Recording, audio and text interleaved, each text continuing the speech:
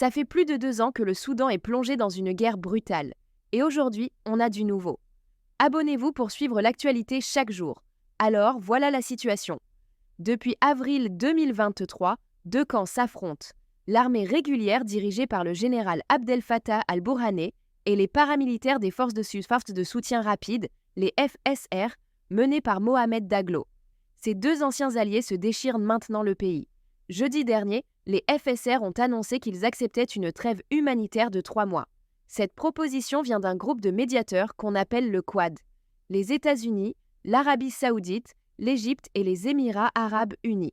L'idée, c'est de permettre l'aide humanitaire d'arriver et peut-être d'organiser des négociations de paix. Mais il y a un problème. L'armée, elle, refuse catégoriquement. Le général al-Burhané a dit clairement que ses forces continuèrent de combattre et qu'elles allaient se venger des attaques. Le ministre de la Défense a même affirmé que la guerre était un droit national légitime. Pourquoi c'est si grave ? Parce que le Soudan vit la pire crise humanitaire actuelle selon l'ONU. On parle de dizaines de milliers de morts, plus de 10 millions de déplacés à l'intérieur du pays et plus de 24 millions de personnes qui ont besoin d'aide alimentaire d'urgence. Et le pire, c'est ce qui se passe au Darfour. Fin octobre, les FSR ont pris El Fasher, la dernière grande ville qui résistait. Depuis, les témoignages d'horreur se multiplient, massacres, viols, pillages, déplacements massifs.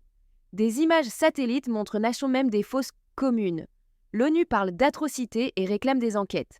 L'aide humanitaire ne peut quasiment plus passer depuis des mois. Les deux camps bloquent tout l'accès.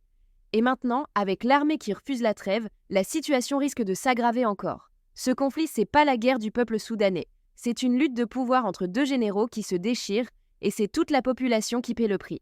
Voilà pour l'info du jour. Si vous voulez suivre l'évolution de ce conflit, pensez à vous abonner.